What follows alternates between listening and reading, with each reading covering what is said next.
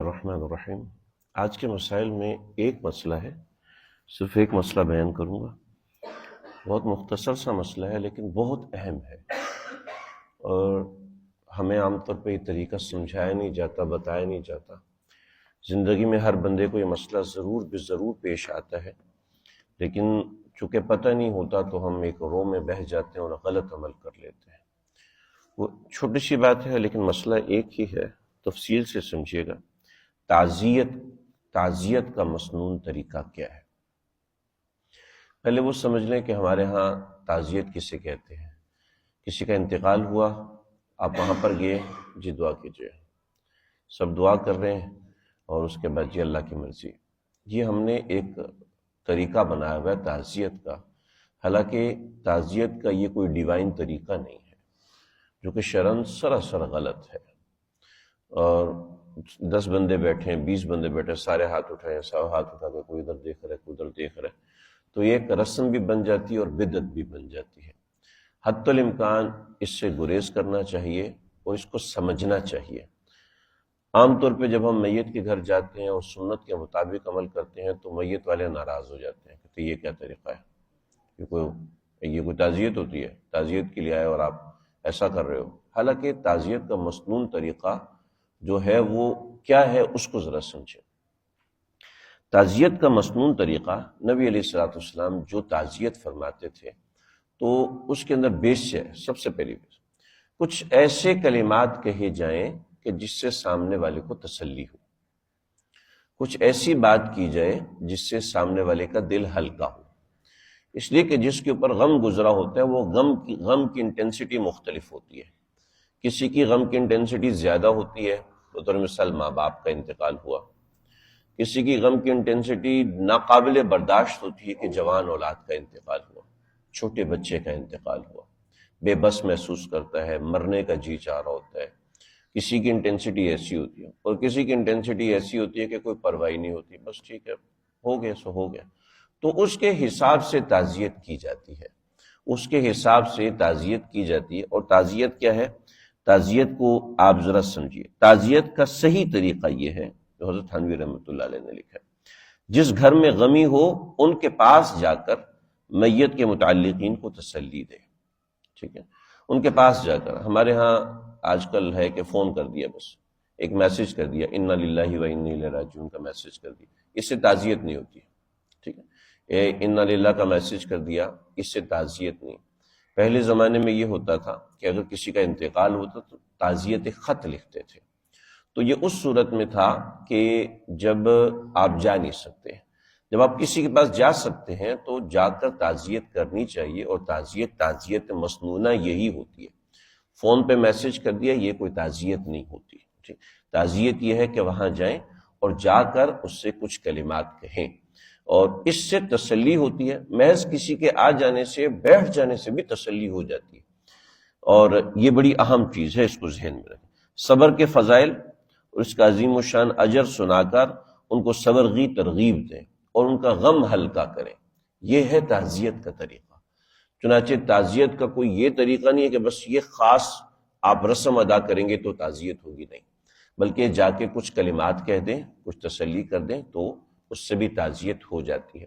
میرے استاد محترم مولانا حنیف صاحب انتقال فرما گئے، انڈیا کے تھے اور دارالعلوم سہارنپور میں پڑھتے تھے، تو اس سہجی کی والدہ پاکستان میں تھیں، یہیں گلشن اقبال میں رہتی تھیں، ان کا انتقال ہوا، 70s 80s کی بات ہے۔ ان کا انتقال ہوا تو ان کو 1 مہینے کے بعد اطلاع ملی، تو جب اطلاع ملی تو ظاہر ہے غم سے دل پھٹ رہا تھا، حال برا ہو رہا تھا، اور درخواست لکھی تو مولانا انیس صاحب سے دستخط کرانا ضروری تھا، تو سب استادوں نے دستخط کی، آخری دستخط مولانا انیس صاحب سے۔ شیخ الحدیث مولانا زکریا کے خلیفہ تھے، 45 سال بخاری پڑھائی، بڑے جلالی آدمی تھے، پوری زندگی شادی نہیں کی، کہ کتابوں سے عشق اتنا تھا، محبت اتنی کہ دائیں بائیں کتابیں رکھ کے سوتے تھے، اٹھ کے بھی کتابیں پڑھتے تھے، یعنی یہ ان کی زندگی تھی، پوری زندگی کتابوں کے نام کر دی، 45 سال بخاری شریف پڑھائی ہو۔ تو ان کے پاس گئے تو اب رو رہے تھے، چپ ہو جاؤ، بس کرو رونا تھوڑا۔ کہنے لگے ان کے یہ کلمات تھے، مجھے تسلی ہو گئی، سکون ہو گیا۔ تو جب میں اٹھ کے جانے لگا تو فرمانے لگے دستخط تو کر دیے، جانے کی ضرورت ہے؟ کہنے لگا مجھے اتنی تسلی ہو گئی تھی، تو میں نے کہا جی والد صاحب فرما رہے ہیں کہ آ جاؤ، لیکن مجھے تسلی ہو گئی ہے، بظاہر جانے کی ضرورت نہیں، ایک بار والد صاحب کو خط لکھ کے اجازت دے لیتا ہوں۔ تو یعنی تعزیت میں ایسے کلمات کہے جائیں جس سے سامنے والے کو تسلی ہو۔ آپ کسی کے بڑے ہیں تو ظاہری بات ہے آپ کے کلمات اور ہوں گے، اور آپ کسی کے چھوٹے ہیں تو آپ کے کلمات اور ہوں گے، تو اس نوعیت کی تعزیت ہو۔ تو تعزیت میں یہ معاملات ہیں۔ تعزیت اپنے چاچو سے کرنا یہ نہیں ہوتی، تعزیت اپنے ماموں یعنی جو آپ سے رشتے میں بڑے ہیں ان سے تعزیت نہیں ہوتی، بس ان سے جو ہے وہ دل لگی ہو جاتی ہے، ان کے پاس جا کے بیٹھ جاتے ہیں۔ دوست ہے، برابر کا آدمی ہے، اجنبی ہے، شاگرد ہے، بیٹا ہے، تو اس سے ایسے کلمات انسان کہہ دیتے ہیں جس سے اس کو تسلی ہو جاتی، اسی کا نام تعزیت ہے۔ ہمارے ہاں تعزیت خاص طور پہ جا کے دعا کرو، اس کا نام تعزیت ہے، یہ نہیں ہوتا۔ ٹھیک ہے جی۔ تعزیت میں یہ الفاظ ان للہ ما اخذ وله ما اعطى وكل شيء عنده باجل مسمى، یہ کلمات کہنا مسنون ہے، نبی علیہ الصلوۃ والسلام یہ کلمات کہتے تھے، آپ گوگل پہ ڈالیں گے مل جائیں گے آپ کو۔ اسی طریقے سے تعزیت 3 دن کے اندر کرنا مسنون ہے، 3 دن کے بعد تعزیت کرنا مکروہ ہے۔ 3 دن میں 1 مرتبہ تعزیت کرنا مسنون ہے، 3 دن میں بار بار جا کے تعزیت کر رہے ہیں یہ بھی مسنون نہیں ہے، بس 1 بار تعزیت ہونا یہ کافی ہوتا ہے، اور یہی تعزیت کا معاملہ ہے۔ چنانچہ 3 دن کے بعد اگر جو گھر والے ہیں وہ اگر جو بیٹھک بنائی ہوتی ہے اس کو بند کر دیتے ہیں، اس میں شرعاً کوئی حرج نہیں ہے۔ اگر 3 دن کے بعد بیٹھے ہوئے تو یہ مکروہ ہے، یہ ناپسندیدہ عمل ہے۔ ہاں کوئی ایسا آدمی ہے جو بہت بڑا تھا اور اس کے ضربت لواحقین متعلقین کئی ملکوں میں تھے، وہ ملنے آ رہے ہیں، تعزیت کے لیے آ رہے ہیں، تو ٹھیک ہے، اس میں کوئی ایسے مسئلے کی بات نہیں ہے، لیکن بلا عذر 3 دن سے مؤخر کرنا، 3 دن سے زیادہ تعزیت کو لگا دینا یہ درست نہیں ہے۔ اب آپ کا فاصلہ اتنا ہے کہ آپ پہنچیں گے تو 3 دن سے اوپر ہو جائیں گے، لہٰذا آپ جانے کی ضرورت نہیں، فون پر تعزیت کر لیں، خط پر تعزیت کر لیں، تو یہ تعزیت کی سنت ادا ہو جائے گی۔ یہ تو ایک موٹی سی بات تعزیت کے اعتبار سے ہوگی۔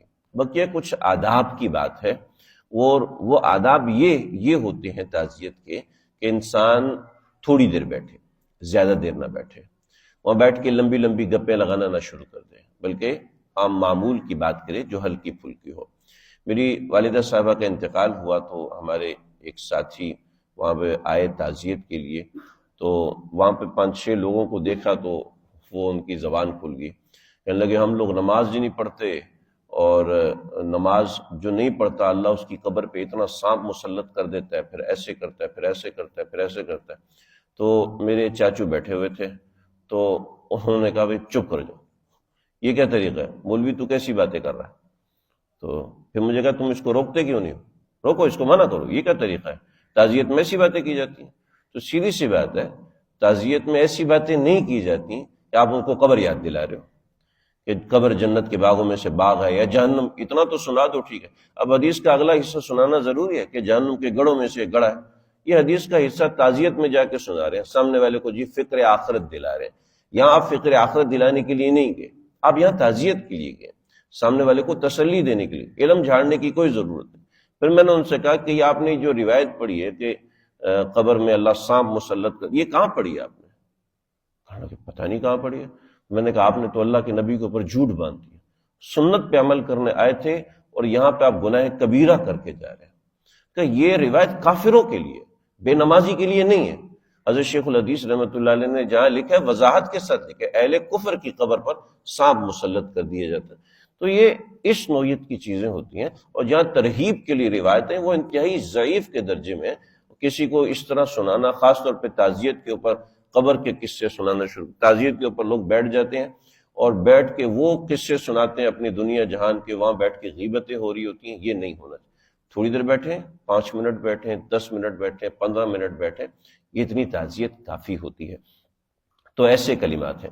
خاص طور پہ اگر آپ کسی جگہ کے بڑے ہیں تو وہاں پر آپ کو تعزیت میں سب گھر والوں کو اکٹھا کرنا چاہیے، اور ان کو بیٹھ کر کچھ ترغیب دینی چاہیے جس میں تقسیم وراثت اور اس نوعیت کے ضروری احکام ہوں کہ ایصال ثواب کیا جائے، اور اس نوعیت کی چیزیں جو کہ کسی بھی انسان کے لیے ضروری ہیں یہ کرنا چاہیے۔ پہلے تو مجھے اس کا اتنا اندازہ نہیں تھا، لیکن جب میرے اپنے گھر میں مسئلہ ہوا تو اب میرے جو بھی جاننے والے کچھ ایسے ہوتے ہیں میں ضرور جاتا ہوں، اور میں اس بات کی ترغیب ضرور دیتا ہوں کہ ابھی وراثت تقسیم کرو، 3 دن کے بعد پہلا کام وراثت کی تقسیم کا ہے، اور اس کے ساتھ کچھ کام مستقل ایصال ثواب کا کرو۔ اگر آپ کے والدین ہیں، اگر آپ کے بڑے ہیں، تو ان کے لیے یہ کام ضرور ضرور کرنا چاہیے۔ تعزیت بھلے سے والدین کا انتقال ہو، بھلے سے دادا کا انتقال ہوا، بھلے سے دور کے رشتہ دار کا انتقال ہوا، تعزیت کرنا مسنون ہے، مگر پھر اس کے حساب سے معاملات ہوتے ہیں، یعنی تعزیت میں جو کلمات کہے جاتے ہیں وہ اپنے حساب سے ہو۔ یہاں تک بات میری مکمل ہوگی۔ کوئی سوال ہو کسی کا تعزیت کے حوالے سے یا کسی اور چیز کے حوالے سے تو سوال کرو، میرے خیال بات واضح ہے، کوئی ایسی بات ٹھیک ہے جی۔